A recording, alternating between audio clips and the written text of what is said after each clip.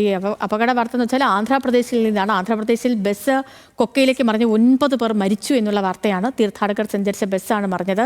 ഡ്രൈവറും ക്ലീനറും ഉൾപ്പെടെ 35 യാത്രക്കാർ ഈ ബസ്സിലുണ്ടായിരുന്നു. രക്ഷാപ്രവർത്തനം തുടരുകയാണ്. അശ്വതി വിശ്വനാഥൻ വിവരങ്ങളുമായിട്ട് ചേരുന്നുണ്ട്. അശ്വതി, സങ്കടകരമായ വാർത്തയാണ്. 9 പേർക്ക് ജീവൻ നഷ്ടപ്പെട്ടു. ഇപ്പോൾ പ്രധാനമന്ത്രി അടക്കം ഈ വിഷയത്തിൽ ദുഃഖം രേഖപ്പെടുത്തിയിട്ടുമുണ്ട്. വിവരങ്ങൾ എങ്ങനെയാണ്? ഈ മറ്റ് അപകടത്തിൽ പരിക്കേറ്റവരുടെയൊക്കെ ആരോഗ്യനിലയുമായി ബന്ധപ്പെട്ടുള്ള വിവരങ്ങൾ ഇതിപ്പോൾ എന്ത് സംഭവിച്ചു എന്നാണ് പ്രാഥമിക നിഗമനങ്ങൾ വരുന്നത്?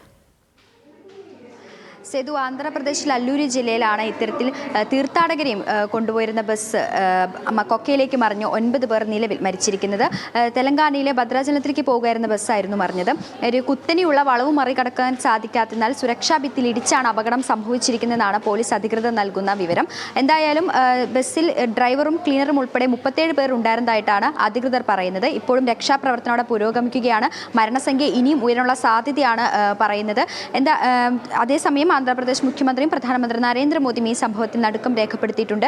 മരിച്ചവരുടെ കുടുംബങ്ങൾക്ക് 2 ലക്ഷം രൂപയും പരിക്കേറ്റവർക്ക് 50,000 രൂപയും നഷ്ടപരിഹാരം നൽകുമെന്നാണ് പ്രധാനമന്ത്രി നരേന്ദ്രമോദി അറിയിച്ചിട്ടുള്ളത്. സേതു. ഓക്കെ, അശ്വതി വിശ്വനാഥനാണ് വിവരങ്ങൾ നൽകിയത്.